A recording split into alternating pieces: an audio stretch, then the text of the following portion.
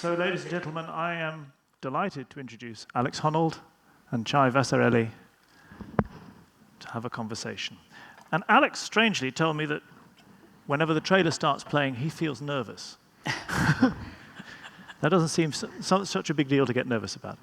So it's so beautiful watching you climb. It's like a dance. You just dance your way up the mountain. It must be gorgeous to be able to do that, to have such control. When it works out well, yeah. I mean, that's the classic. Oh, it looks like a beautiful dance after 20 years of practice and tons of training. And yeah, I mean, I think ideally it feels like a beautiful dance, but it takes a long ways to get there. Yeah. So then the question is, if you can do that, and the rest of us would just die to have such control of our bodies, why do you risk potentially losing it by climbing without ropes? Well, that's sort of the question at the heart of the film. I mean, and what is risk? What is consequence? I mean, from my perspective, I'm minimizing the risk as much as possible. I'm trying to have a beautiful experience. I'm trying to do something that I find incredibly meaningful and that gives purpose to my life. But I'm trying to do it as safely as possible, and that's why I put so much effort into it, so much training, so much practice. But I look at it as minimizing risk, but still trying to do something that means a lot to me. Mm-hmm. So this is a conversation about both the climb and the filming of the climb. Mm-hmm. Chai, you were with Alex for 2 years? A little bit longer. Putting this together? A little bit longer, yeah. Yeah, even longer? Yes, which is slightly longer, but yes. In a way, I can see that for Alex, the moment of danger is, the moment of sort of terror is perhaps up on the cliff face on that one day. But for you, you have to live with the risk of what's happening for much longer. How did you cope with that? No, it was very difficult. And I guess our main objective was that Alex never felt any terror. But it was actually an ethical issue whether or not we could even embark on making this film. Because are we party to Alex taking too great a risk? Are we going to drop something and mess him up? Is he more likely to die because we are there? Mm. And it was something that my filmmaking partner, Jimmy Chin, and I had to think about for a really long time. And we finally kind of arrived at this place that Alex has thought more about his own mortality than anyone else I know. And he chooses to live a life of intention. And that is beautiful. And that the story was powerful enough and important enough and it could inspire enough people that it also was okay. And it allowed us to really believe in it. And then that we would do everything in our power to minimize the risks on our side. And that meant practicing alongside Alex day in, day out, and with a team led by Jimmy of the most elite professional mountain climbers you can find who are also cinematographers, which is, a handful of 5 who happen to know Alex really well. But the point was to insulate Alex from our own anxiety and our own pressure. But the concern was really important to the filmmaking because it kept you on your toes, it kept you sharp, and reminded one of the limitations we were dealing with.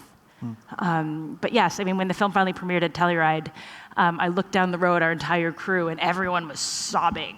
It was like PTSD coming back. And but it was an honor to make. And how has it affected you going through that? People often ask us about Free Solo 2, and I'm like, absolutely not. No way. No one should ever make this movie again. We cannot we can't overstate how difficult it was technically to make this film. As Alex is climbing, there are professionals who are hanging on ropes with cameras, filming one of the fastest climbers in the world. Yeah. And the stakes were just incredibly high. They were literally, death. Was it the same for you, Alex? Did you find it stressful having this whole crew following you throughout the whole procedure, or were you just able to isolate yourself? Yeah, certainly the biggest stress is trying not to fall off the mountain. Having the film crew around does add an extra complexity to it. But honestly, I think the most difficult part about making the film was having the film crew around for all the lifestyle time, like me spending time with my girlfriend, me going to DMV, like the motor vehicle registration, with a film crew. Basically just normal life with the camera following you around is challenging. Yeah, I find that. There are an awful lot of people in your van. Yeah, exactly. Yeah, I mean, if you watch the film, all the conversations of me and my girlfriend sitting in the van chatting, you have to remember there's another guy holding the camera, another guy holding a boom mic, and then sometimes Chai hiding behind the chair. And so you're like, oh, it's a lot of people to fit inside one small van. I think those situations were often harder than the climbing.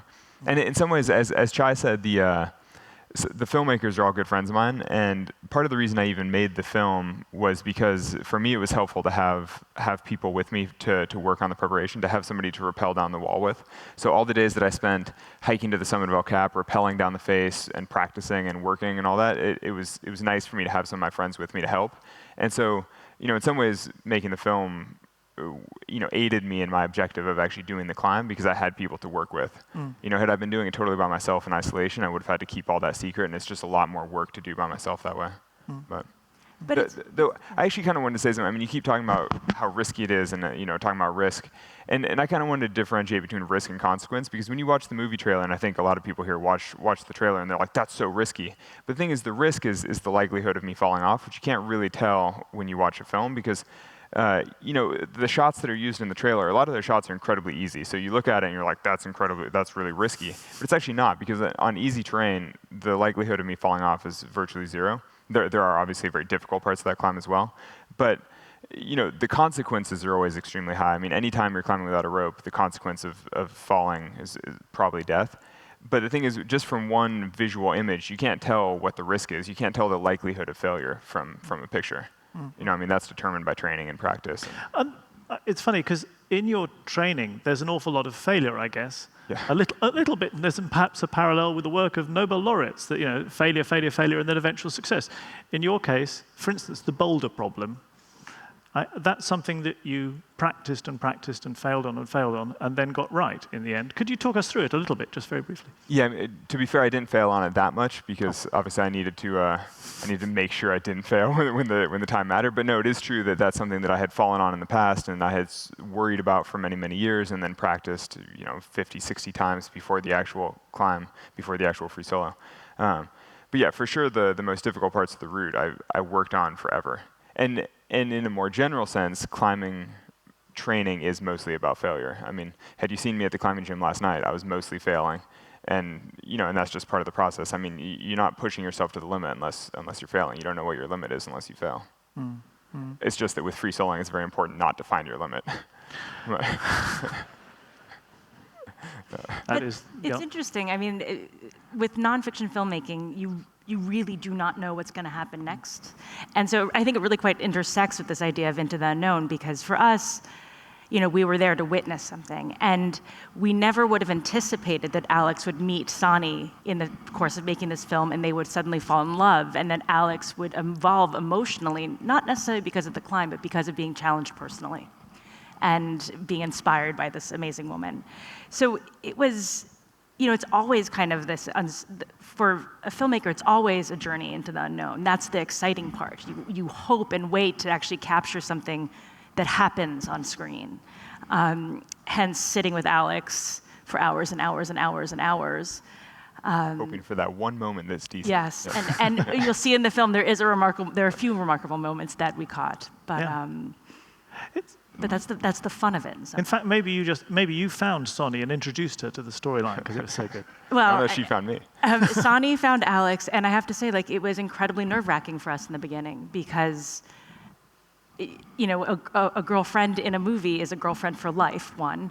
And two, towards the end, what happens if she breaks up with him? He's never going to climb this mountain, or maybe he will climb this mountain. I would definitely climb the mountain. Total uncertainty. Yeah.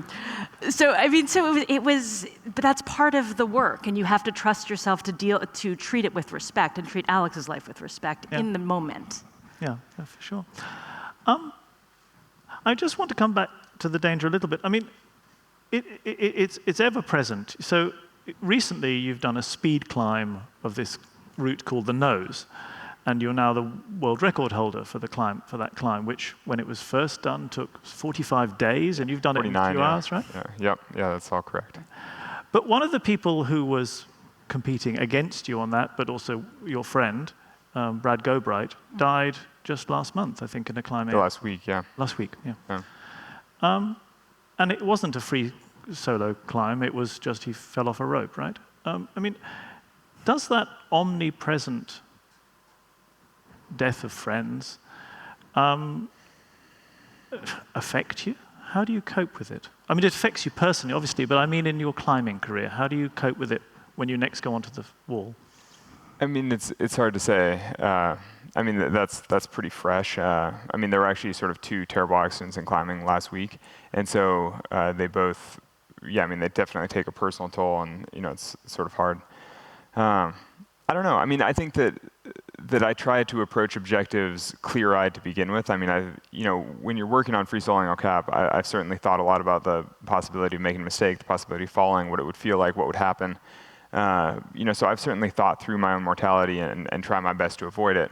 I think that, and certainly I've had a lot of other friends have accidents climbing, and that always gives you pause and sort of makes you reflect for a moment. But ultimately, it's not as if I haven't thought about those issues before. You know what I mean? So I don't know, though, because it does feel like it's starting to take a bit of a toll. I mean, we'll see, because in the last several years, there's been a lot of good friends in sort of mundane accidents, not even pushing the envelope, not even pushing the edge, just through sort of routine accidents. And so, I don't know. I mean, time will tell. I'm still relatively young, and I think it does take a toll a little bit. But I think the important thing is that either way, I have to think about those issues ahead of time. And, yeah. It's all about getting them out of the system before you're there. Yeah. Yeah, ideally. We'll see. What do you think the film has been of such wide appeal, and it won the Oscar for Best Documentary this year? What do you think the secret is? Why did it work so well, apart from the charisma of this guy? Well, you never. Obviously, yes, that. Yeah. Yes. It's clearly because of Alex's immense charm and sexiness. Well, it is. Stop there. Yeah. Yes, I'll just stop there. You never know how a film is going to land with audiences. And we were incredibly moved by Alex's story. But I think that what has been extraordinary for us to witness is this outpouring from young people about how Alex's story inspires them in their lives, especially in this moment where so many people feel disenfranchised, where, Alex's story of you work really, really, really hard and you can achieve your dreams. So anything suddenly becomes possible. And who knew? I don't know. I think it's also a communal experience. Like when you watch the movie, you want to hold the person next to you. You need, it's kind of a visceral experience. But I think that people are moved by Alex, and it's very satisfying. Like when you're, as a filmmaker, again, how do you measure what's true? Like it has to move you. But when it actually translates to people you don't know, people in Sweden, people all over the world, it's incredibly, exciting and meaningful.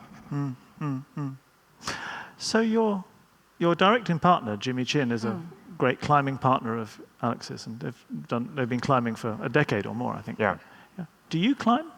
I don't climb. I'll belay my children in the climbing gym, and we'll climb like for fun with Jimmy. So Jimmy and I are also married, which I think speaks a little bit to like what your previous question about Alex is, that someone finally said to me, "You don't believe Jimmy's going to die," and I would say that's true. Right. I actually don't. And does Sonny believe you're going to die? Well, I mean, Sonny knows that I'm going to die, but I think she's gambling that I'm not going to die prematurely. We'll see. I mean, but I'm trying my very best not to die prematurely as well.